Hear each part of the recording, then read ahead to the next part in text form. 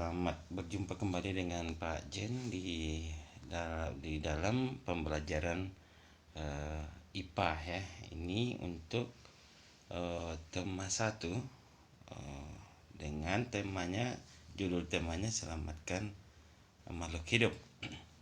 Nah, adik-adik baik pada kali ini kita akan mencoba kita akan mempelajari tentang struktur tumbuhan. Oke adik-adik ya, di mana tumbuhan itu salah satu dari makhluk hidup. Nah, baik adik-adik, sekarang kita perhatikan di sini bagian-bagian tumbuhan. Kalau kita lihat di sini ada bagian pucuk ya, apical bud atau shoot tip. Kemudian ada flower atau bunga. Kemudian ada lateral root. Itu seperti yang ada di sana, ada pada percabangan atau tumbuhnya daun, tangkai daun ya. Kemudian ada node, internode, yaitu antara jarak satu titik. Node itu adalah di mana tempat tumbuhnya tangkai daunnya. Kemudian atau tunasnya, kalau misalnya tunas ya.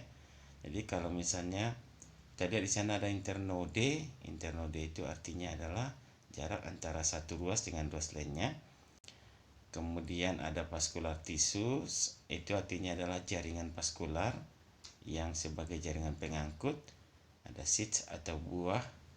Kemudian ada ground tissue, itu adalah jaringan pembuluh ya.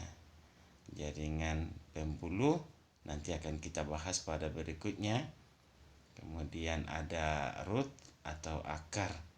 Nah, kalau kita lihat di sini ada akar itu dibagi menjadi primary root, itu adalah akar utama. Kemudian lateral root berarti lateral root itu artinya adalah akar samping, bagian yang akan kita bahas nanti berikutnya. Kemudian ada lagi root hairs atau rambut-rambut akar. Kemudian ada lagi root tip itu atau root cap, itu adalah bagian dari akar tunggal. Kemudian root cap itu adalah bagian dari tudung akar. Nanti akan kita lihat ada ya. Masuk kita sekarang ke struktur akar. Struktur akar adalah salah satu bagian penting pada tumbuhan ya. Akar itu salah satu bagian penting bagi tumbuhan. Umumnya berada di tanah atau dalam tanah. Sebagian besar meruncing pada ujungnya, warnanya putih ke kuning-kuningan. Nah, kemudian kalau kita lihat ini struktur akar ini yang pertama adalah biasanya tumbuh di dalam tanah. Pertumbuhannya mengarah ke inti bumi, ini disebut dengan geotrop atau menuju ke arah air atau disebut dengan heterotop. Kemudian menjauh dari udara dan cahaya. Kemudian yang kedua umumnya tidak berbuku dan beruas. Yang ketiga berwarna putih atau kekuning-kuningan. Yang keempat bagian ujungnya tumbuh terus menerus, namun pertumbuhannya lebih lambat daripada bagian atas tanaman. Yang kemudian yang kelima, ujung akar berbentuk meruncing yang berguna untuk memudahkan dalam menembus partikel tanah. Nah, kemudian apa saja bagian akar itu? Bagian akar yang pertama adalah inti akar, terdiri atas pembuluh kayu yang berfungsi mengangkut air dari akar ke daun. Nah, jadi kalau inti akar ini adalah untuk mengangkut air dari akar ke daun. Terdiri dari pembuluh tapis yang berfungsi untuk mengangkat hasil fotosintesis dari daun ke seluruh tumbuhan. Nah, ada rambut akar. Rambut akar ini dia halus-halus ya. Fungsinya untuk mencari jalan di antara butiran tanah. Nah, sehingga seluruh air dimanapun air ada, dia bisa meresap melalui rambut-rambut akar. Jadi fungsi dari rambut akar adalah untuk menyerap air dan zat hara atau mineral dari dalam tanah ya dari ya. Menyerap air dari dalam tanah, menyerap unsur hara dan menyerap mineral ya dari dalam tanah yang akan diangkut melalui silem ke daun ya. Kemudian tudung akar ini atau kalipera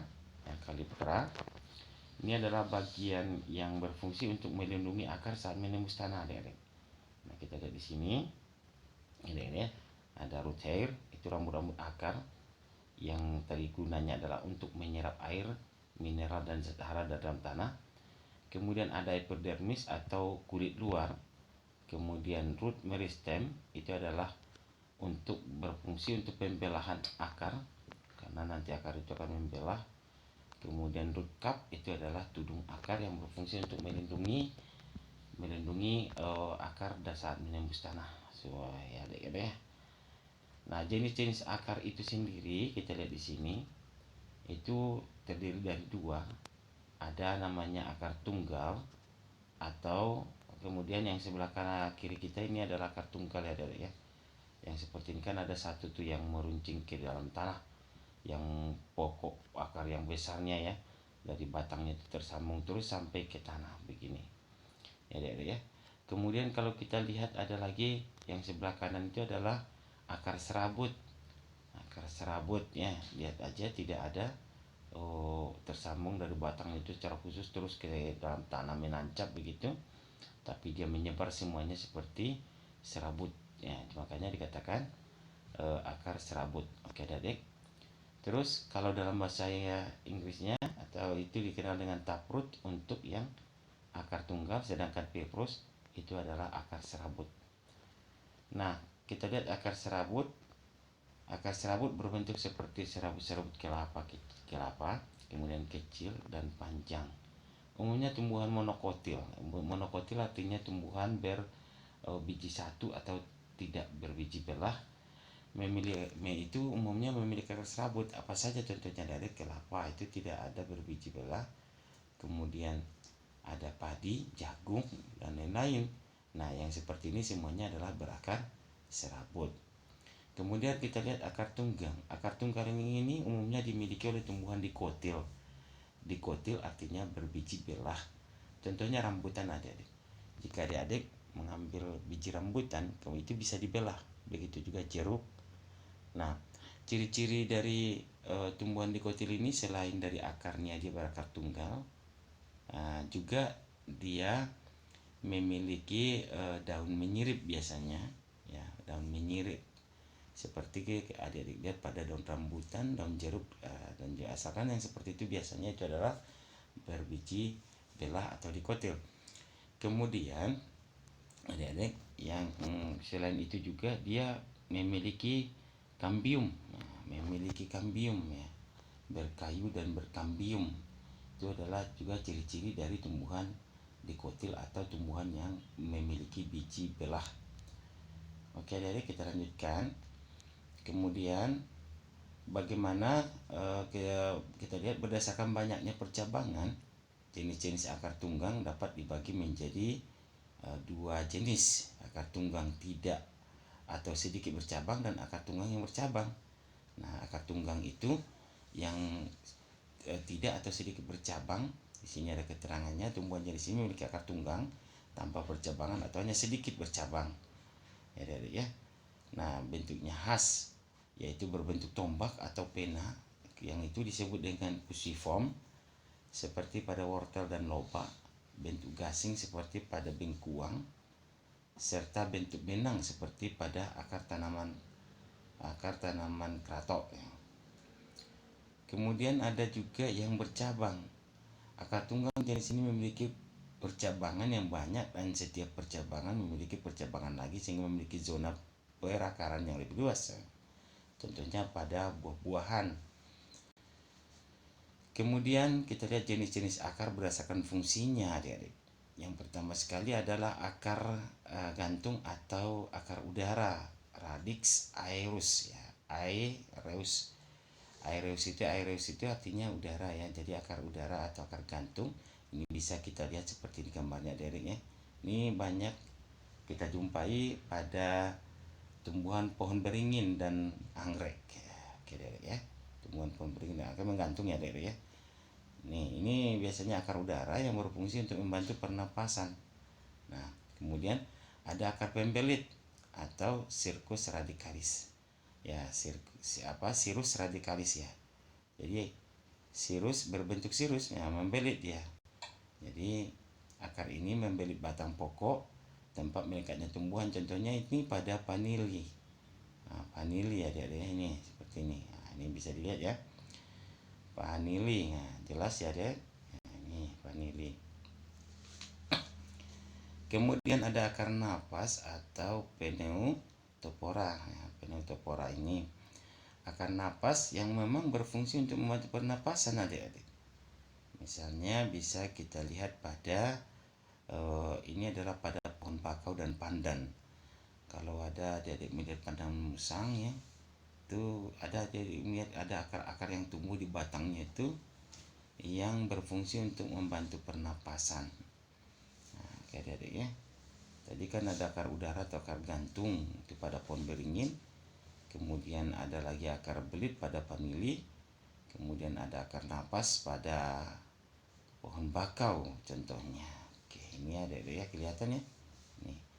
Jadi akarnya itu muncul saja menonjol ke atas tanah. Kita lihat ya, karena dia ada di perairan. Jadi kandungan oksigen dalam air sedikit sehingga akar-akarnya menonjol keluar untuk mencari oksigen ini. Adik-adik ya. Ini padahal pohon bakaunya kita lihat seperti ini. Kemudian bermunculan dari dalam air itu menembus tanah keluar dari air ya, seperti ini meruncing-runcing ya adik-adik. Ini adalah akar nafas. Nah, selain ini adik-adik juga adik-adik bisa melihat itu ada tumbuh-tumbuhan yang misalnya rambutan atau apa gitu ya, tumbuh-tumbuhan lain bisa adik-adik lihat sengaja menonjol keluar dari tanah, itu juga termasuk akar-akar yang berfungsi untuk membantu pernapasan. Nah, oke adik-adik ya. Nih, jadi akar napas itu contohnya pada pohon bakau. Kemudian kita lihat lagi ada akar pelekat atau akar tempel. Akar pelekat atau akar tempel ini disebut dengan radix adligans ya, radix adligans. Radix itu artinya akar adik-adik. Adligans artinya menempel. Ini sebagai contoh dapat kita lihat ini pada pohon sirih ya, pada sirih ya. Jadi ini akar melekat atau akar tempel. Nah, akar pelekat atau akar penempel ya adik-adik ya. Ini pada pohon sirih. Kemudian ada akar penghisap atau disebut dengan haustorium. Nah, ini ya. Contohnya ini pada tali putri. Nah, akar penghisap ini adalah untuk menghisap air, unsur hara dan zat mineral dari tumbuhan lain. Nah, ini bersifat parasit. Adik-adik. Kita sudah belajar sebelumnya hubungan antar makhluk hidup dan lingkungannya. Nah, kita lihat di sini nih yang tali putri itu ada. Ini merugikan dan ini bersifat parasit. Kenapa? Karena dia memiliki akar penghisap yang dapat menghisap air, kemudian mineral dan zat hara dari tumbuhan lain. Jadi dia bukan langsung dari tanah tapi mengambil dari tumbuhan lain, makanya dikatakan parasit atau merugikan bagi tumbuhan lain. Kemudian ada akar tunjang. Akar tunjang ini untuk menunjang agar dia tidak rebah gitu ya. Contohnya juga pada pandan, dan ini pada pandan kita lihat ini ada seperti ini ya. Kalau nggak tahu ini pandan yang seperti ini biasanya ini dijadikan anyaman oleh orang tua kita dahulu, dijadikan anyaman ya, anyaman untuk tikar ya. Biasanya ikut tikar dari pandan ya, dari ini seperti ini. Nah, kita lihat ini ada akar tunjang. Gunanya adalah untuk menunjang tumbuhan itu supaya tetap tegak atau menegakkan batangnya agar dia tidak rebah. Oke, tidak rebah, tidak rubuh ya. Kemudian ada akar lutut. Nah, sebagian akar ini tumbuh di atas tanah kemudian tertanam di dalam tanah. Timbul tenggelam seperti bentuk gelombang yang berfungsi sebagai alat pernapasan. Seperti kata Bapak tadi ada rambutan, itu akarnya itu menonjol keluar sebenarnya untuk membantu pernapasan. Nah, akar yang seperti itu disebut dengan akar lutut.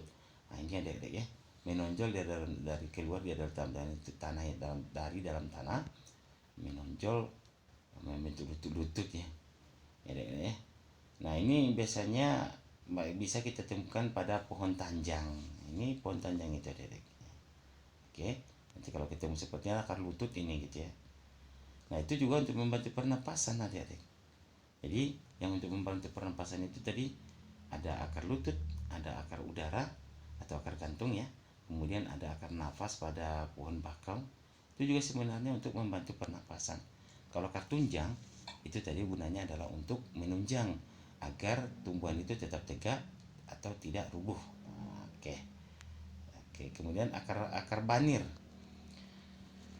Bagian akar ini tumbuh tinggi di atas permukaan tanah, berbentuk pipis seperti papan. Contohnya tumbuhan dengan akar ini yaitu sukun. Nah, buah sukun ini ya, Dedek. Nah, ini tadi apa namanya, Dedek? Akar banir yang seperti ini. Contohnya pada tumbuhan sukun. Buah sukun itu seperti nangka ya. Seperti buah nangka, tapi ini bentuknya agak bulat-bulat. Sedangkan nangka agak lonjong ya, bulatnya itu agak melonjong. Kalau ini agak bulat-bulat seperti bulat-bulat bola gitu ya.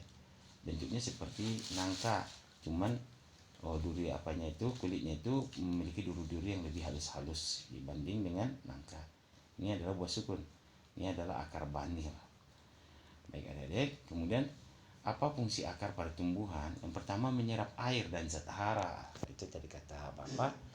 Fungsi akar itu adalah menyerap air dan zat hara atau mineral. Tumbuhan itu memerlukan air dan zat hara untuk kelangsungan hidupnya. Yang kedua adalah menunjang berdirinya tumbuhan, seperti sebagai pondasi bangunan gitu. Kalau tidak ada akar kan pasti tidak akan bisa berdiri dia dengan tegak. Mungkin dia akan rebah atau rubuh dengan mudah ya, adik-adik ya.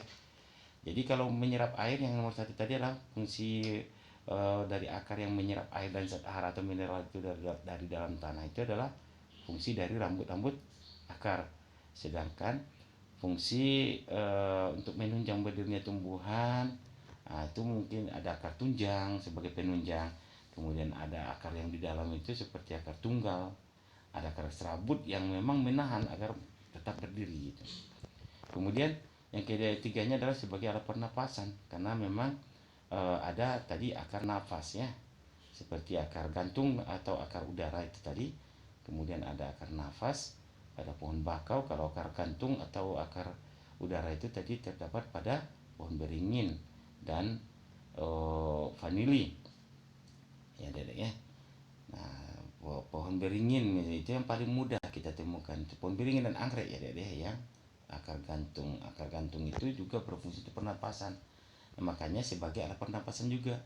Kemudian yang keempatnya sebagai penyimpan makanan cadangan. Jadi kita ulangi tadi, yang pertama untuk menyerap air dan zat hara itu adalah fungsi dari rambut-rambut akar.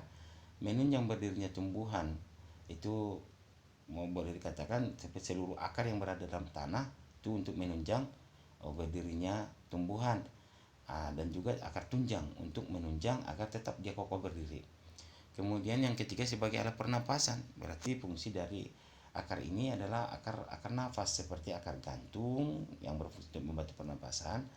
Akar gantung itu disebut juga akar udara, contohnya itu tadi pada pohon beringin dan juga pada anggrek.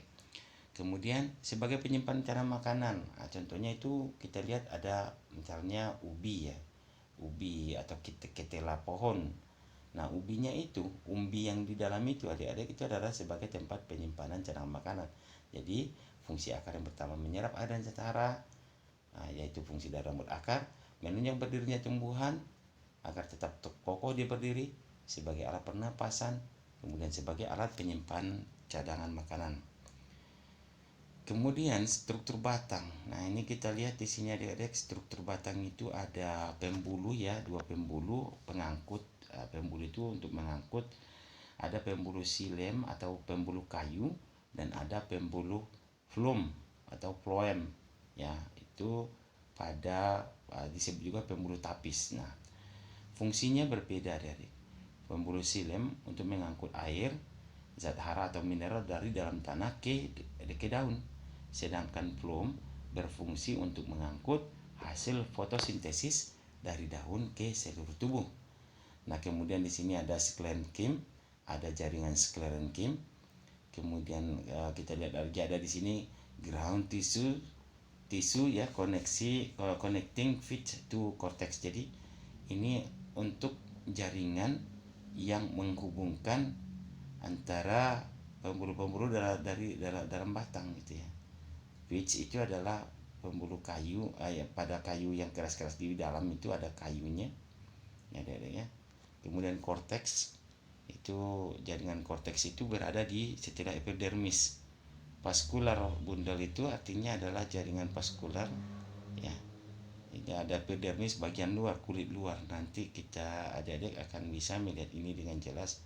Jadi yang paling penting bagi adik-adik kita adalah seperti inilah pembuluh batang itu, ada silemnya sebagai pembuluh untuk mengangkut air dan setara dari akar ke daun. Sedangkan flum itu adalah berfungsi untuk mengangkut hasil fotosintesis dari daun ke seluruh tubuh. Nah, jadi berbeda ya adik-adik ya. Nah, itu yang terpenting. Kemudian kita lihat fungsi batang. Yang pertama adalah sebagai sarana pengangkutan. Nah, seperti kata Bapak tadi, bahwa fungsi batang itu ada di sana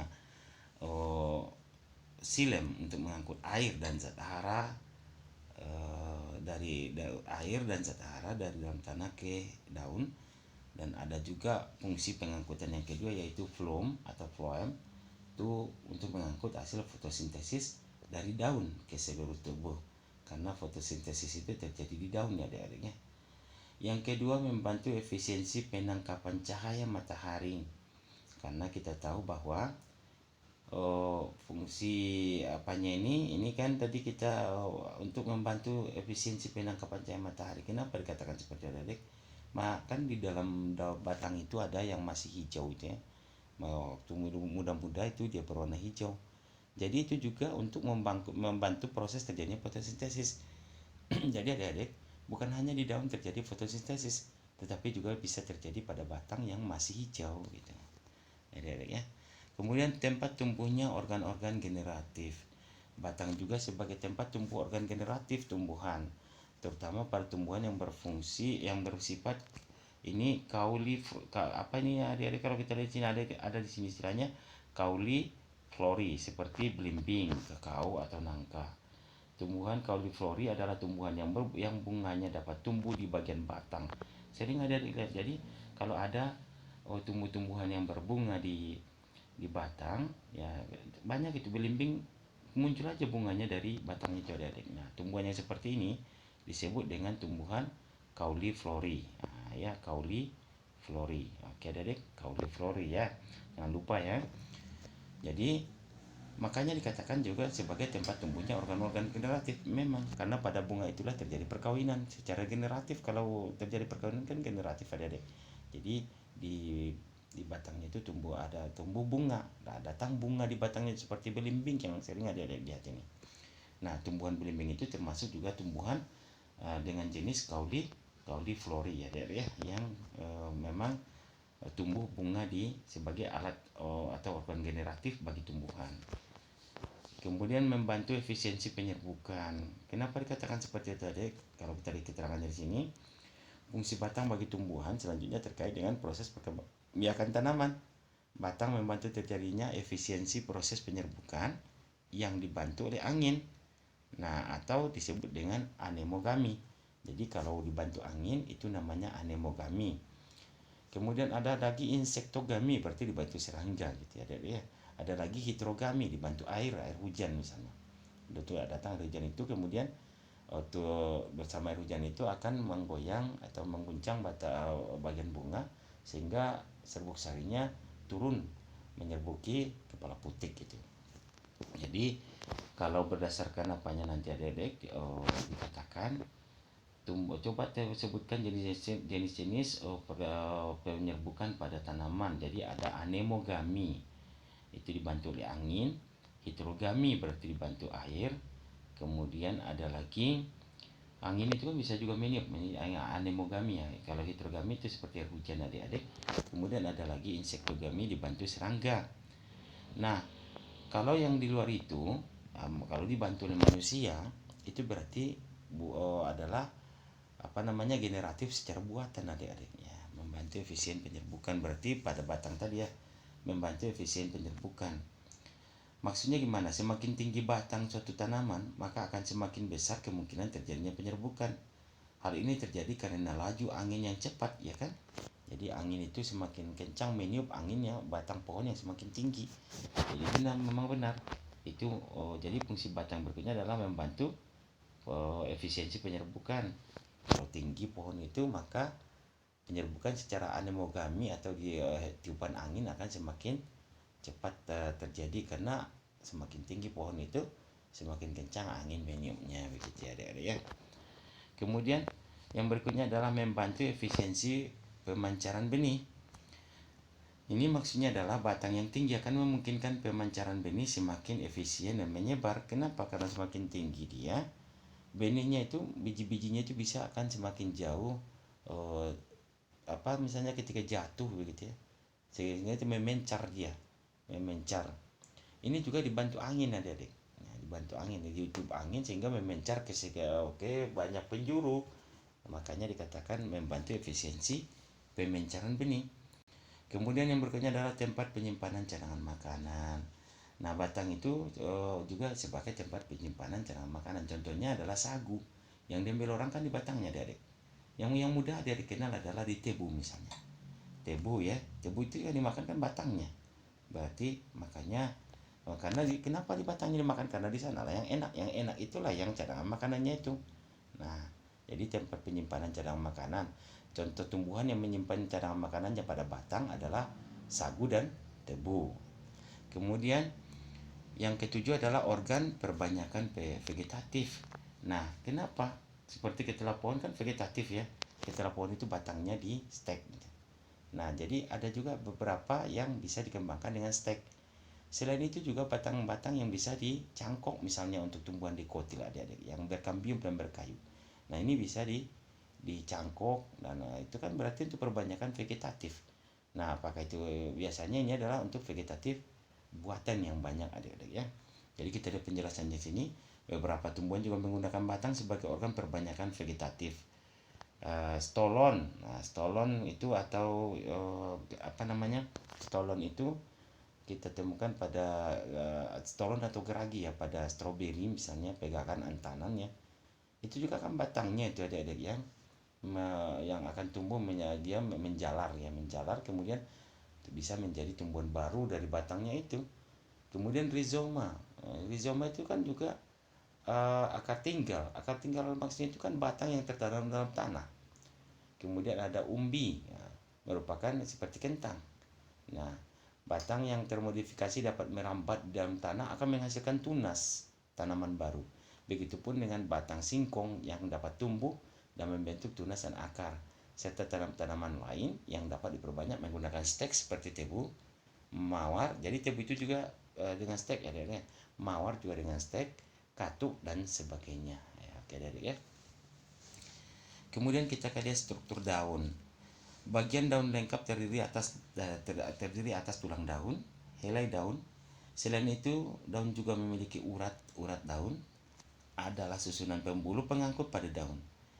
Tumbuhan monokotil, ya apa tadi monokotil adik-adik? Yang berbiji tunggal atau tidak berbiji belah. Memiliki daun berbentuk ujung daun sejajar, seperti tebu. Nah, itu sejajar ya, berakar serabut ya kalau yang monokotil ini.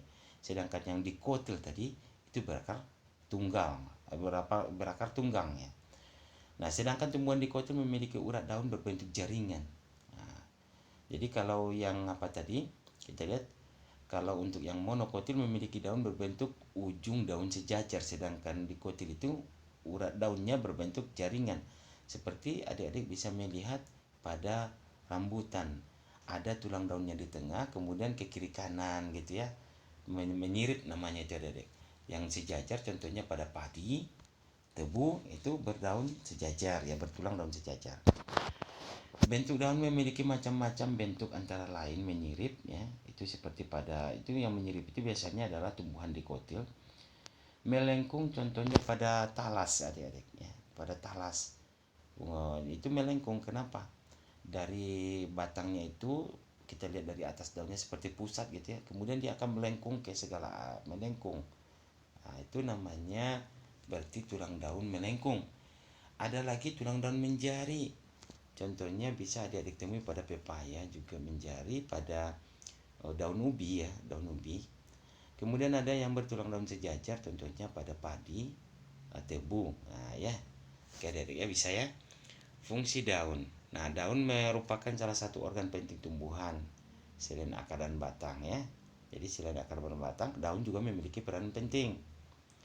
Nah, daun merupakan hasil pertumbuhan lateral batang yang tumbuh dari jaringan meristematik.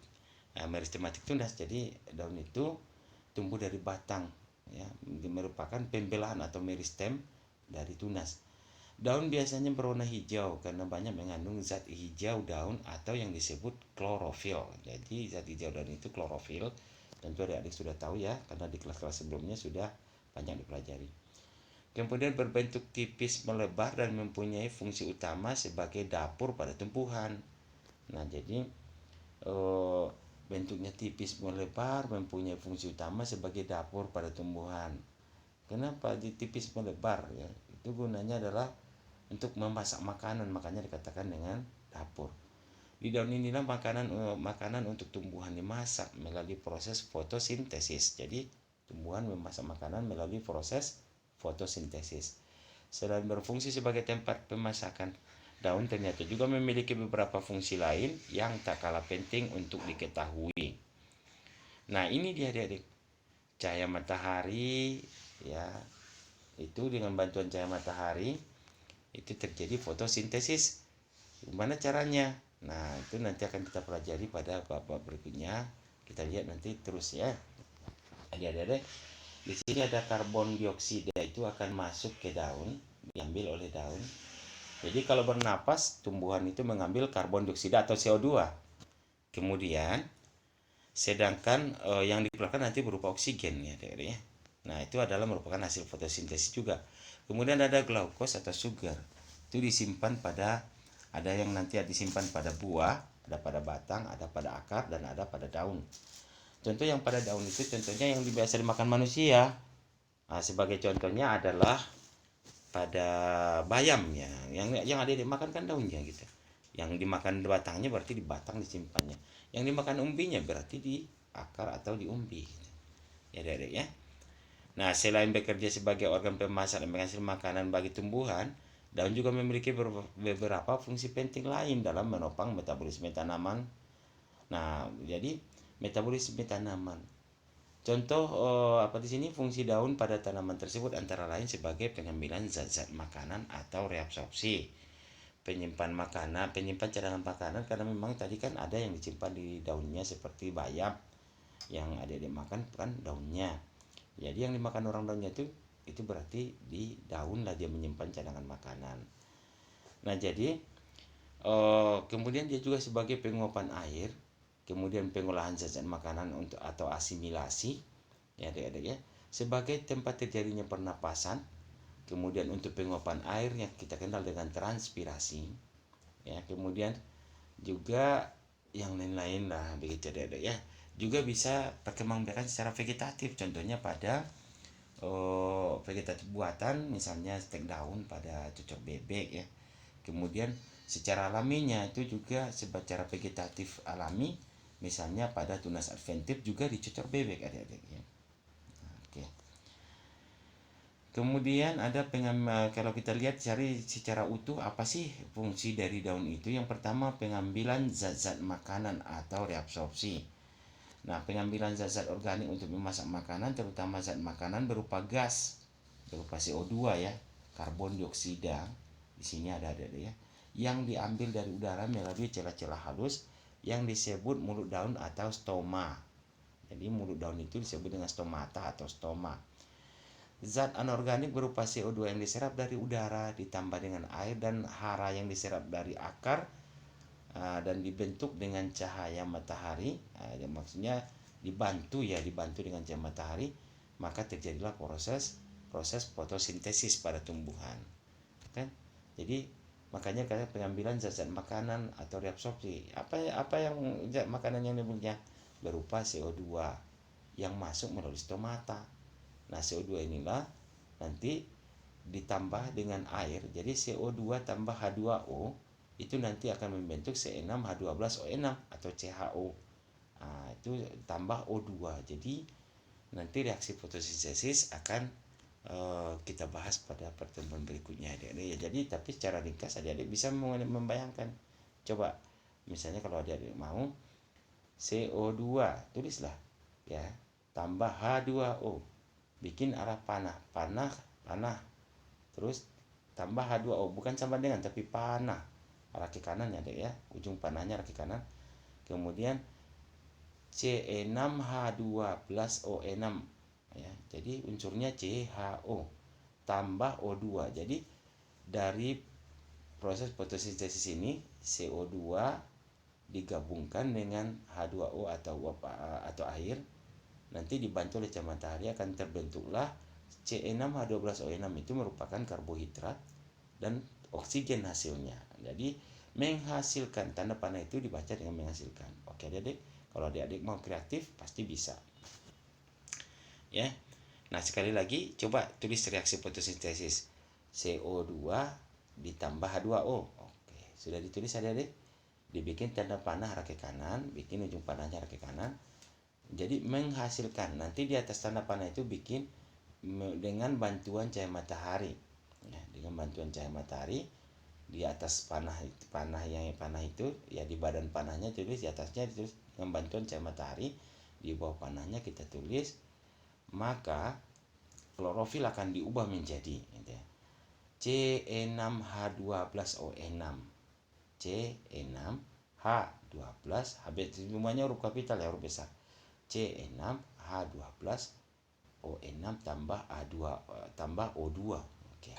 Jadi hasil fotosintesis itu adalah C6H12O6 atau karbohidrat dan oksigen. Itulah hasil fotosintesis itu ada.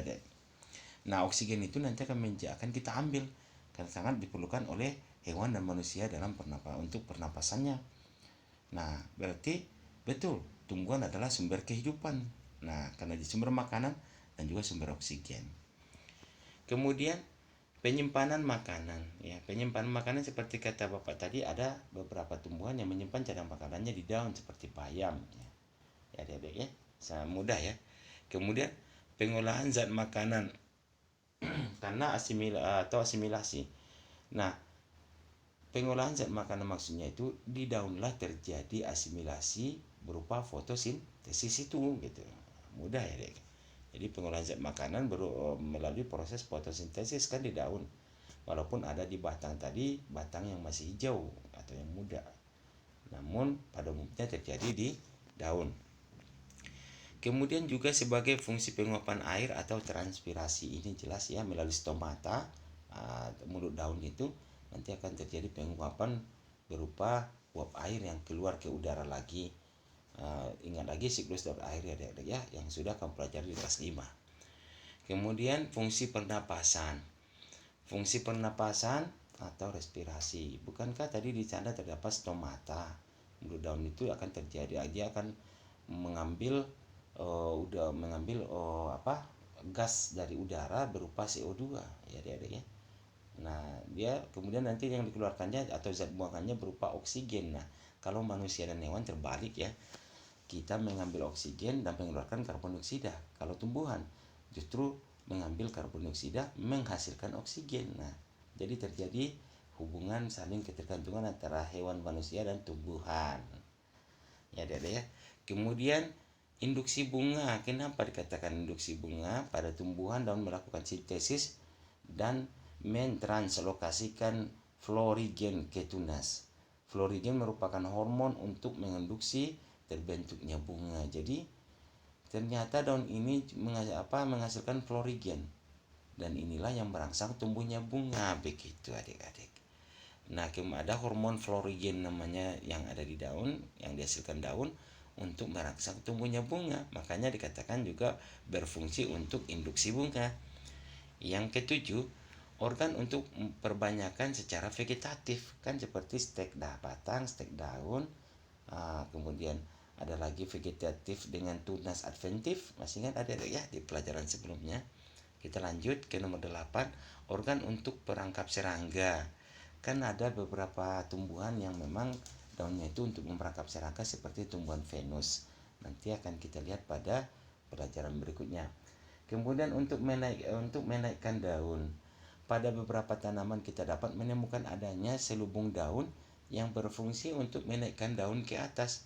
Fungsi selubung daun tersebut dapat dilihat misalnya pada tanaman pisang ya, untuk menaikkan daun. Jadi sangat sangat mudah dipahami. Kemudian kita akan lihat bagian bunga atau struktur bunga. itu sudah kita pelajari pada materi sebelumnya, itu kelopak, ada mahkota, ada benang sari dan serbuk sarinya, ada kepala putik atau putiknya, kemudian dasar dan tangkai bunga. Nah, bunga lengkap itu seperti ini, kita sudah belajar ya adik-adik ya. Ada mahkota, kepala sari, benang sari, kepala putik, tangkai putik, kelopak, bakal biji, dasar bunga, dan tangkai bunga. Nah, tangkai bunga itu jelas fungsinya adalah untuk menahan bunga.